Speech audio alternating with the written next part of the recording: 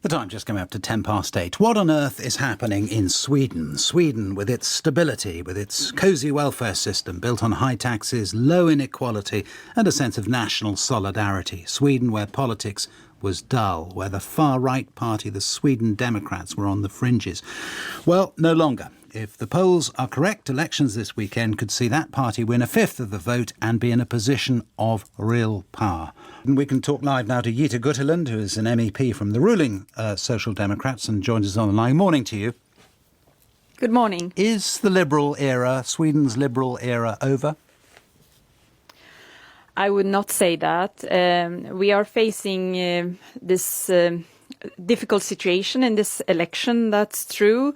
We might get a situation here where the Sweden Democrats becomes the one who is balancing the power, and they have Nazi roots, and they have a really scary way of speaking about people, so it's a bit of a nightmare, but I believe that democracy in Sweden is stable, and we also have studies that show that that still exists. Do you accept that there's a lesson in what has happened, and that is that you can have a society that's very liberal and feels very together, but that togetherness has to be based on some kind of sense of cultural, perhaps even racial togetherness, that actually Sweden in a sense fooled itself that it was liberal all those years because it didn't have a high proportion of immigrants, and as soon as you did, that's what changed things? No, I would not say that. I think that if you look at the history, you would say that Sweden has had periods where many immigrants came to Sweden before, so it's not new. I would say that the explanation is that Sweden Democrats established themselves in the 90s, and they worked really hard in the local municipality for a long time. And then we are living in times of fear, and that is not different in Sweden than in other European countries.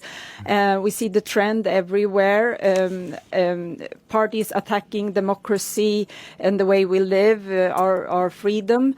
And they used 2015 in a clever way to create more fear, more hopeless feeling among the people who were already feeling outside of society. But why then? If it's not that, what is it that had created that fear, that sense of alienation in the first place?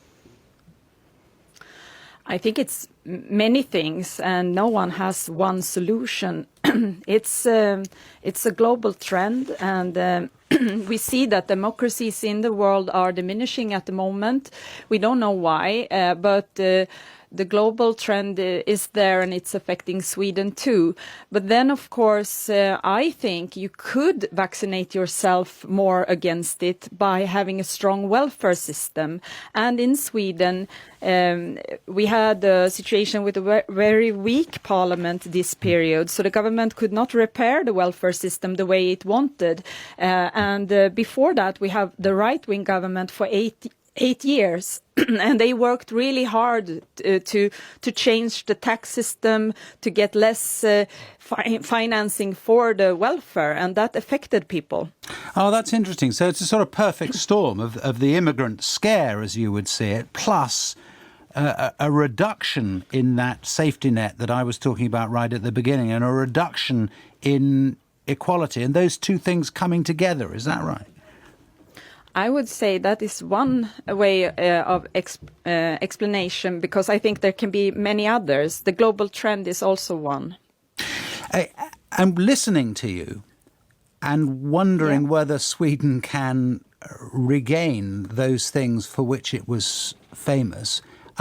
I don't hear, I must say, in what you're saying, necessarily a kind of program, a kind of sense of how it is that you could turn all of this around.